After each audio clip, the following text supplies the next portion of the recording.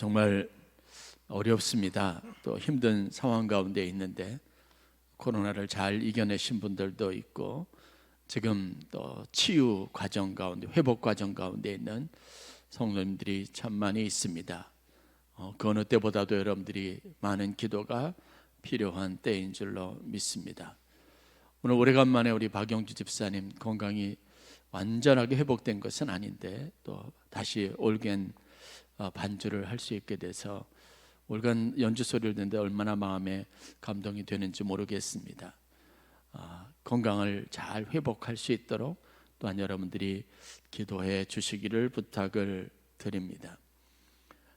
저희가 성장을 꿈꾸지만 성장이라고 하는 것, 부흥이라고 하는 것에는 반드시 동반되어야 할 두 가지의 중요한 기준이 있습니다. 그것은 건강하고 아름다운 성장이 되어야 하고 부흥도 건강하고 아름다운 부흥이 되어야 합니다. 우리가 전후를 거치면서 전쟁 후를 거치면서 한국 사회 발전을 위해서 잘 살아보세라는 기치를 앞세우고 정말 온 국민이 열정을 불태웠던 시기가 있습니다. 그리고 다른 서구 사회에서 일반적으로 거쳐야 되는 그런 시기보다도 훨씬 짧은 시간 안에 한국 사회의 성장이라고 하는 이런 놀라운 그 발전을 이룬 것은 분명하지만 이 시간을 충분히 갖지 못하고 과정에서 오는 여러 가지 미숙함 때문에 한국 사회에 드리워진 짙은 성장의 그늘이 있는 것도 역시 부인할 수 없는 사실입니다. 그것 때문에 사실은 우리 한국 사회가 여전히 진통을 겪고 있습니다. 그것 때문에 박탈감이나 어려움을 겪는 많은 사람들도 있습니다. 소외된 사람들도 있습니다. 그러니 성장이 무조건 좋은 것만은 아니고 부흥했다고 해서 그것이 늘 언제나 우리에게 좋은 것을 가져다 주는 것은 아닙니다. 우리가 원하는 방식의 축복도 여러분 같은 것 아니겠습니까? 축복의 수혜자가 있는 반면 그 축복의 어두운 그늘이 늘 있습니다. 그래서 여러분 신앙 안에서 성장하기를 위해서 기도할 때 또 하나님의 축복을 사모하는 마음을 가지고 기도할 때 항상 건강하고 아름다운 성장과 축복이 되기를 바라는 마음을 그 소망의 끈을 절대로 놓지 않아야 합니다. 좀 돌아볼 수 있어야 하고 살펴볼 수 있는 여유를 가져야 합니다. 오늘은 바울이 본문에서 한 교회의 성장의 경험들을 가지고 그 이면에 담겨져 있는 문제점들을 이야기합니다. 그리고 우리가 이 문제점들을 극복하기 위해서 기울여야 할 노력들이 무엇인지를 설명하고 있습니다. 본문으로 택한 빌립보서에 있는 말씀의 의미들을 여러분들이 잘 명확하게 이해하기는 어렵지만 그 말씀들 안에 담겨져 있는 것이 바로 바울의 이런 간절한 소망을 담고 있습니다. 빌립보 교회가 복음을 전달받고 그 교회로서 성장하는데 분명한 성령의 역사가 있었습니다. 빌립보 교회가 형성된 것은 하나님의 전적인 은혜였습니다. 사실 바울의 원래 계획에 의해서 빌립보, 이 마게도니아 지역, 유럽으로 이어지는 대륙의 또 다른 선교회의 문이 열릴 것이라고는 아무도 생각하지 않았습니다. 바울의 목표와 계획은 소아시아 지역에 집중되어져 있습니다. 그런데 이것이 여러분 배를 타고 대양을 넘어가지 않습니까? 그러는데 성령의 강력한 부르심이 있었습니다. 환상 중에 마게도니아 사람들이 나타나서 와서 우리를 도와주십시오. 그 모습이 너무 선명하고 뚜렷해서 바울은 자신의 계획을 돌이켜서 선교지를 마게도니아 지역으로 바꿉니다. 그래서 그곳에서 배를 타고 네아폴리를 거쳐서 빌립보라고 하는 한 성에 이르게 됩니다. 그 성에 이르렀을 때 여러분 어떤 일이 있었습니까? 하나님이 루디아라고 하는 한 여인을 준비하셨고 그 여인이 단순히 한 사람이 아니라 그와 함께 조직되어져 있는 이 옷감을 물들이는 이 상업 조직들, 같이 일하는 사람들, 그 무리들 속에 바울이 환영받고 들어가게 하셔서 그 사람들에게 복음을 전하고 그 사람들이 바울이 전한 메시지를 받아들이는데 굉장히 열정을 가진 것을 우리가 기억합니다. 어려운 중에 낯선 땅에서 선교사로서 살아가면서 바울이 전한 일들, 복음이 그것에서 빠르게 수용성을 가지고 많은 사람들에게 전파되고, 빌립보 교회는 향후 그리스 지역 전 지역을 선교하는 데 있어서 바울에게 굉장히 중요한 선교의 동력이 됐습니다. 그들을 위해서 기도하고 그들의 필요가 있으면 빌립보 교회에서 같이 채워가면서 이 여인들의 헌신된 섬김이 있고, 그리고 선교의 자원을 공급해주는 이 헌신적인 노력이 있어서 마게도니아 지역에 여러 교회들이 세워지게 된 겁니다. 빌립보 교회에 편지를 하면서 사실 바울은 이 감격을 그대로 잘 표현을 합니다. 내가 너희를 생각할 때마다 나의 하나님께 감사하며 간구할 때마다 너희 무리를 위하여 기쁨으로 항상 간구함은 너희가 첫날부터 이제까지 복음을 위한 일에 참여하고 있기 때문이라. 빌립보서 1장 3절부터 6절에 나와 있는 말씀입니다. 그것을 생각할 때마다 감격이 있습니다. 어떻게 이런 관계가 맺어질 수 있었을까? 어떻게 이렇게 사랑스럽고 충성스러운 성도들을 하나님의 만나게 하셔서 교회를 세울 수 있게 하셨을까? 생각하면 감사가 있습니다. 그런데 이어지는 말씀을 보면 그런 감격도 있지만, 그런 바람도 있지만, 또 한편으로 빌립보 교회를 염려하는 바울의 심정이 그대로 드러나고 있습니다. 바로 오늘 우리가 읽었던 본문 빌립보서 3장 18절에 있는 말씀입니다. 내가 여러 번 너희에게 말하였거니와 이제도 눈물을 흘리며 말하노니. 여러 번 계속 반복해서 이야기했는데 그것이 잘 되지 않습니다. 너무 안타까워서 눈물을 흘리며 간곡하게 호소하는 심정으로 그 교회와 성도들에게 말합니다. 이어지는 말씀입니다. 이제도 눈물을 흘리며 말하노니 여러 사람들이 그리스도의 십자가의 원수로 행하느니라. 충격적이에요. 당혹스럽습니다. 바울이 기억하는 빌립보 교회, 그 아름다운 교회, 헌신된 교회, 선교에 같이 열정을 가지고 섬기는 교회 안에 내가 여러 번 부탁하고 권면했지만 지금까지도 그리스도의 십자가의 원수로 행하는 사람들이 있다는 겁니다. 하나님의 아름다운 교회로 세워지는 좋은 기억들이 교회 안에 있지만 그 교회 안에 여전히 돌아볼 때 미진하고 미흡하고 하나님의 가치, 사랑의 가치, 교회의 참된 모습을 드러내기엔 미흡한 점들이 여전히 있는 안타까운 오늘날 우리의 상황을 그대로 반영하고 있는 겁니다. 바울은 충격적인 표현을 씁니다. 그 아름다운 빌립보 교회 안에, 자랑할 만한 교회 안에 십자가의 원수로 행하는 사람들이 있다는 겁니다. 여러분, 오늘도 우리가 신앙생활하면서 교회 안에서 가지고는 낙심되는 요소들이 얼마나 많습니까?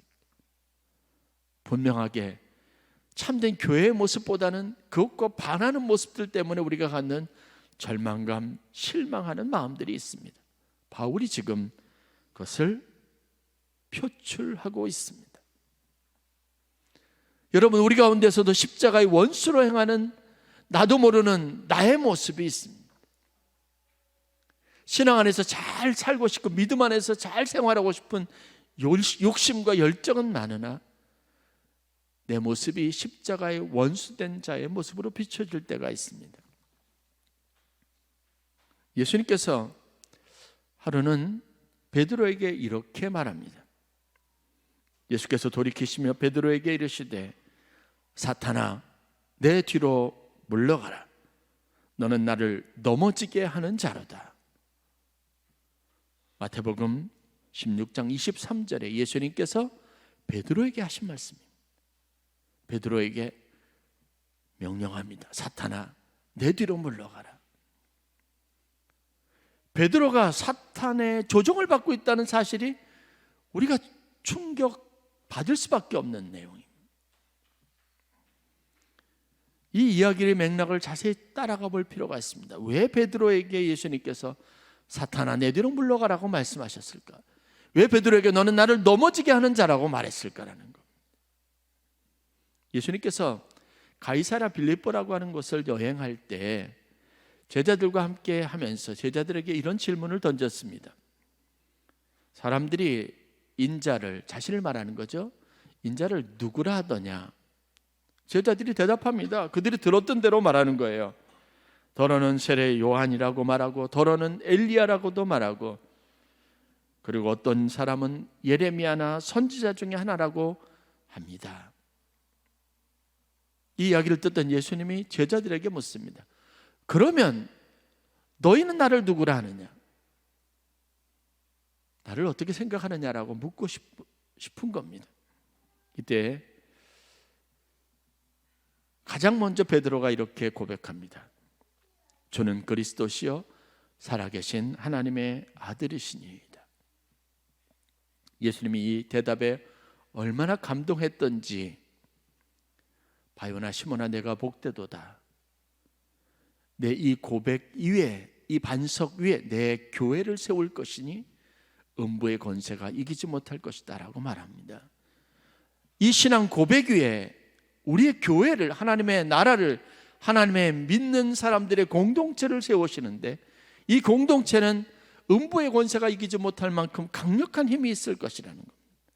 즉 우리가 가지고 있는 믿음이 주는 그리스도시요 살아계신 하나님이라고 믿는 믿음의 기초를 두고 있다면, 이 고백 위에 그 어떤 것도 무너뜨리지 못할 강력한 하나님의 나라와 교회가 세워질 것이라고 격려하신 겁니다. 그런데 이 고백이 이후에 얼마 되지 않은 상황 속에서 베드로가 예수님의 꾸지람을 듣게 되는 겁니다. 성경에 보면 예수님께서 이 말씀을 마치신 후에 비로소 처음으로 운을 떼시기 시작하셨던 어떠한 한 사실에 대한 메시지가 기록이 되어져 있습니다. 예수님이 이 이야기를 마치시고 난 다음에 한 이야기가 뭐냐면, 그가 고난을 받으실 것과 사람들에게 잡혀서 십자가에 달려 죽을 것, 그리고 3일 만에 부활하고 다시 살아날 것을 제자들에게 처음으로 말씀하시기 시작했다는 겁니다. 예수님께서 이 말씀을 하시자마자 베드로가 갑자기 나서서 예수님의 말을 꼬리를 자르더니 이렇게 말합니다. 주여 그리 마옵소서, 이 일이 결코 죽게 미치지 아니하리이다. 이 말씀을 가만히 듣던 예수님께서 하신 말씀이 바로 제가 여러분들에게 소개해드린 말씀입니다. 베드로에게 이르시되 사탄아 내 뒤로 물러가라, 너는 나를 넘어지게 하는 자로다. 방금까지만 해도 예수님의 칭찬을 받고 그의 고백을 가장 귀하게 여겼던 예수님께서 그의 하는 말을 듣자마자 사탄아 내 뒤로 물러가라, 너는 나를 넘어지게 하는 자로다 말한 겁니다. 여러분, 우리가 믿음 생활 잘한다고 너무 우쭐대지 마십시오. 오늘 우리가 충만하다고 너무 자만하지도 마십시오. 자칫 잘못하여 우리 마음에 틈을 주면 예수님의 이와 같은 꾸지람이 나에게 하시는 꾸지람이 될 수 있습니다. 가장 충성스럽고 헌신스럽고 가장 열정적인 우리라 할지라도 한순간에 내 마음과 생각이 여러분 하나님의 것이 아닐 수 있습니다. 예수님께서 베드로의 이 고백을 칭찬하실 때 그에게 주셨던, 덧붙이셨던 말씀이 뭔지 아십니까? 16장 17절에 있는 말씀을 보면 주는 그리스도 살아계신 하나님의 아들이시니이다 고백하니까 예수님께서 이 이야기를 듣고 베드로에게 이렇게 말합니다. 바요나 시몬아 내가 보기에 있도다. 이러한 사실을 내게 알게 한 이는 혈육이 아니요 하늘에 계신 내 아버지시니라. 우리도 사탄의 꾀에 넘어가 사탄의 도구가 될 위험성들이 있습니다. 우리도 하나님 앞에 가장 영광스러운 아들로서, 하나님을 믿는 자로서 그렇게 영광스러운 자리에 설 순간도 있습니다. 그런데 그 순간이 오래되지 않고 이어서 하나님의 일을 생각하지 않고 사람의 일을 생각하면 내 욕심이 앞서고 내 목표가 앞서고 내 지나친 열정이 앞서면 이와 같을 수 있다는 사실들을 보여주는 겁니다. 바울이 지금 빌립보 교회에 말하고 있는 것이, 지적하고 있는 것이 바로 그겁니다. 이 교회는 너무나 하나님의 일에 열심이고 헌신되고 나의 모든 선교의 일에 앞장서는 가장 귀한 나의 동역자이기도 하지만 이들 안에는 여전히 십자가의 원수로 행하는 사람들이 있다는 것. 남의 일이 아니라 바로 내 일이 될 수 있습니다. 오늘 하나님 앞에 가장 모범적으로, 가장 열정적으로, 헌신적으로 내가 내 신앙생활을 영위했다고 그것이 내 미래에 나를 보증해 주지는 않습니다. 내가 섬기는 신이 벨일 수 있습니다. 내 얄팍한 이익을 구하는 것일 수 있습니다. 육체의 영광을 구하는 것일 수 있습니다. 그래서 사도 바울은 너희의 주변에 있는 사람들이 어떠한지를 자세히 살피라고 말합니다. 하나님 앞에 신실했던 사람이 사탄의 도구가 될 수도 있습니다. 신앙인이면서도 마음을 통제하지 못하고 영적 분별력을 갖지 못하고 신앙인이면서도 하나님의 음성에 귀를 기울이지 않고 하나님의 뜻대로 살려고 하는 열정을 자기 열정으로 착각하게 하게 되면 여러분 그럴 수 있습니다. 저희는 그렇다면 주위에서 아주 많이 십자가의 원수로 행하는 사람들을 우리 가까운 곳에서 흔히 발견할 수 있습니다. 우리가 실망하고 낙심하고 있는 사람의 모습이 바로 그것일 수 있습니다.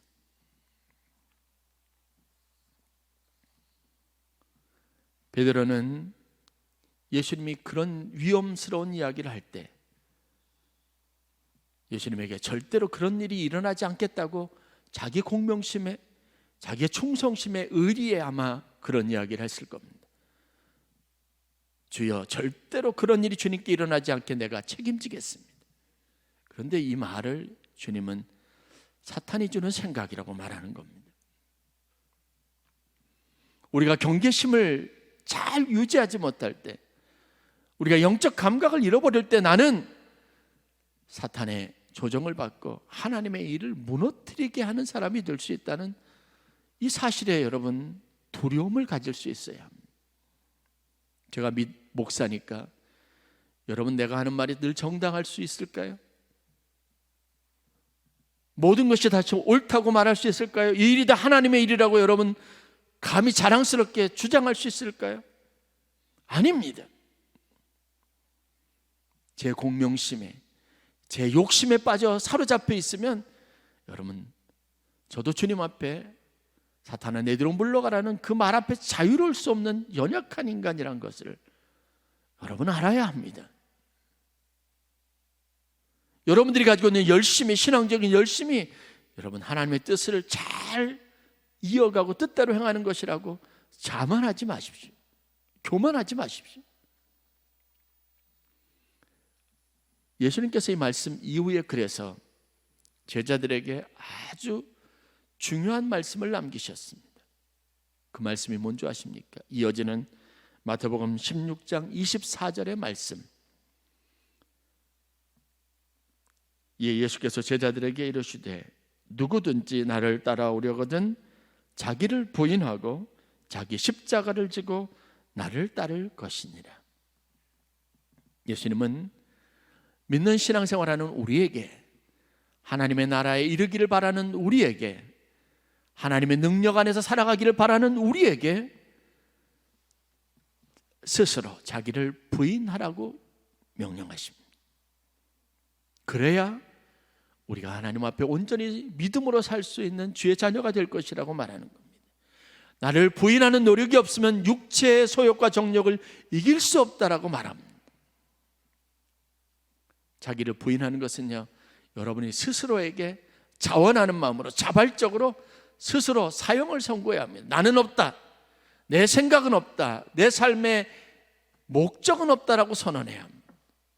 내가 여기서 얻으려고 하는 욕심을 버리라고 말합니다. 십자가를 지는 사람은 자기를 부인하는 것으로부터 옵니다. 내가 조금 유명해지려고 하고 내가 조금 영향력 있어지려고 하는 이 욕구를 버려야 한다고 말합니다. 그리고 무엇을 명령하십니까? 내 인생 자체가 십자가를 지는 삶이라고 하는 것을 기정사실로 받아들이라는 겁니다. 우리가 원하지 않는 것, 불편한 것, 힘든 것, 고통스러운 것, 내가 좀 더 많이 수고해야 되는 것, 내가 바보 같다고 여겨지는 그 삶을 선택하라고 요구하는 겁니다. 남들이 다 하지 않는 수고를 내가 해야 되는 것 때문에 억울해서 여러분 약삭 빠르게 하려고 하는 결단을 한 것이, 선택을 하는 것이 여러분 얼마나 많이 있습니까? 그런데 베드로와 같지 않기 위해서, 십자가의 원수로 행하지 않기 위해서는 예수님께서 우리에게 요구하시는 게 뭔지 아십니까? 그런 거 다 버리고 아예 내가 다른 사람이 하지 않는 일을 내가 하리라, 그런 마음, 희생하는 마음을 가지라는 겁니다. 왜 다른 사람은 편안하게 사는데 나만 이 일을, 이 어렵고 힘든 십자가를 져야 되느냐? 불평하지 말고 그 일을 영광스럽게 여기라는 겁니다. 하나님이 다른 사람에게가 아니라 바로 내게 그 십자가를 맡기신 것을, 그 십자가를 지게 하신 것을 오히려 기쁨으로 여기라고 말합니다.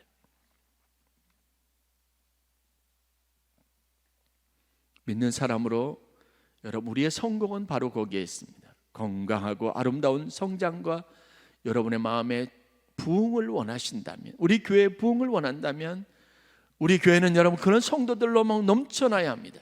자기를 주장하는 사람보다, 자기를 자랑하는 사람보다, 내세우는 사람보다 보이지 않는 곳에 늘 숨은 조력자, 헌신자, 섬기는 자, 봉사하는 자, 다른 사람과 비교하지 않고 내가 빈 곳에 내가 기도에 불을 밝히겠다고 조용하게 여러분 자원해서 그 힘들다고 여기는 일을 하는 사람들이 많아지는 교회가 되어야 합니다.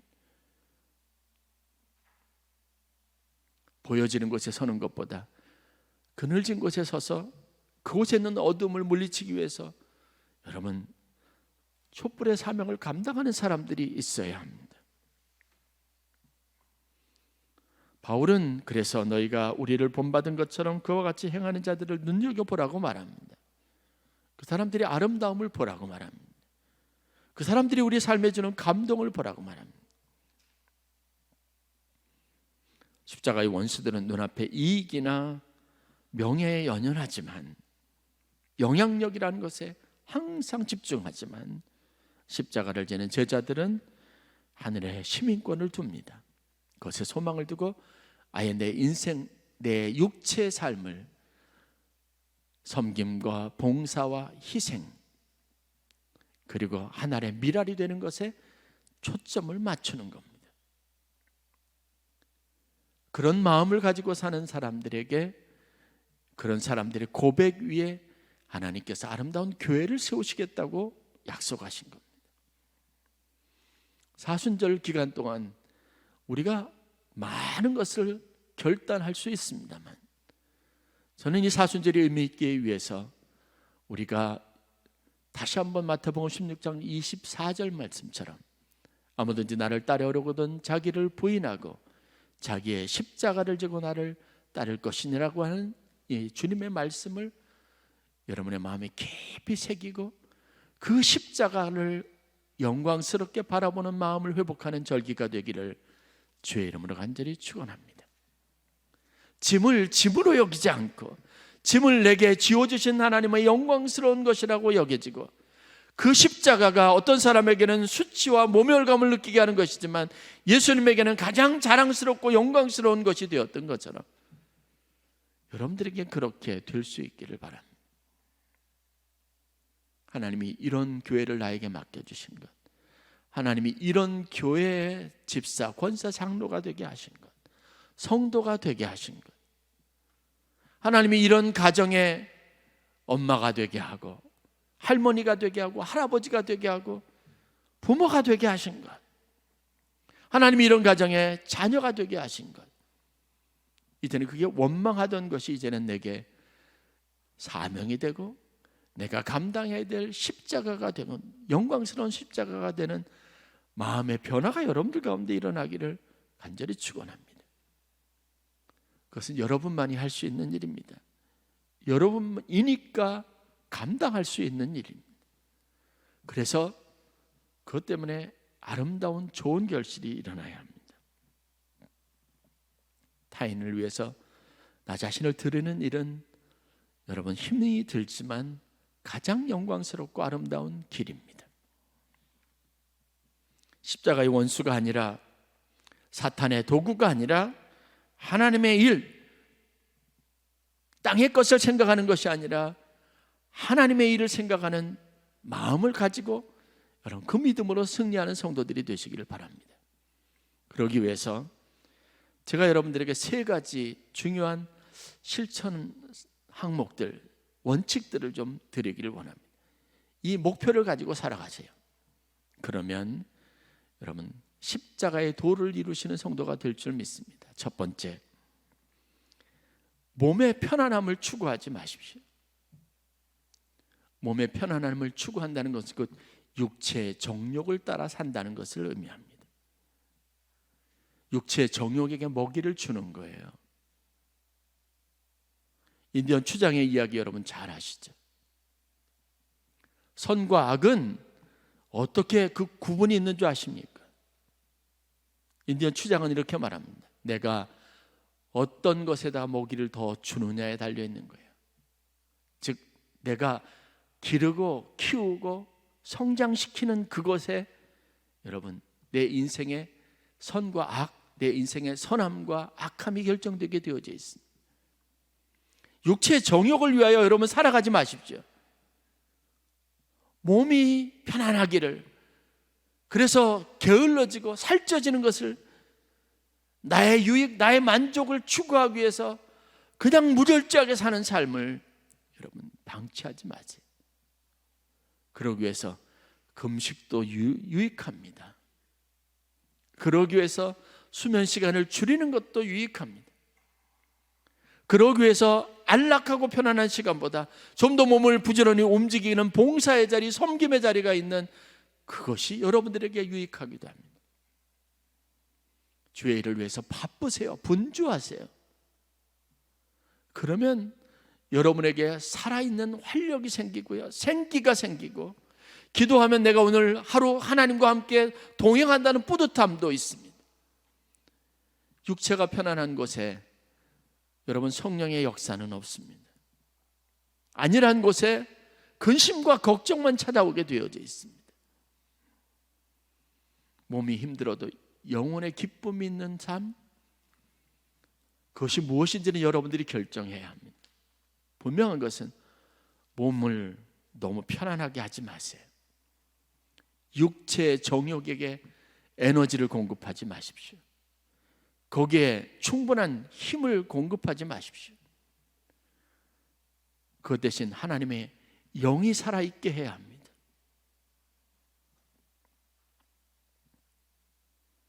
두 번째, 이제는 내가 좋은 일 말고 남에게 좋은 일을 좀 해보세요. 나의 유익을 구하기보다 다른 사람의 유익을 구하는 일에 관심을 더 많이 가져보세요. 내 기쁨보다는 다른 사람이 기뻐할 일을 더 많이 해보시기를 바랍니다. 그러면 성경이 말하는 것처럼 하나님이 여러분들에게 더 큰 기쁨을 주시고, 여러분들이 맛보지 못한 놀라운 은혜를 경험하게 될 것이고, 여러분들이 그토록 구하고 얻으려고 노력했던 평안을 맛보게 될 줄로 믿습니다. 이게 하나님 방식의 축복입니다.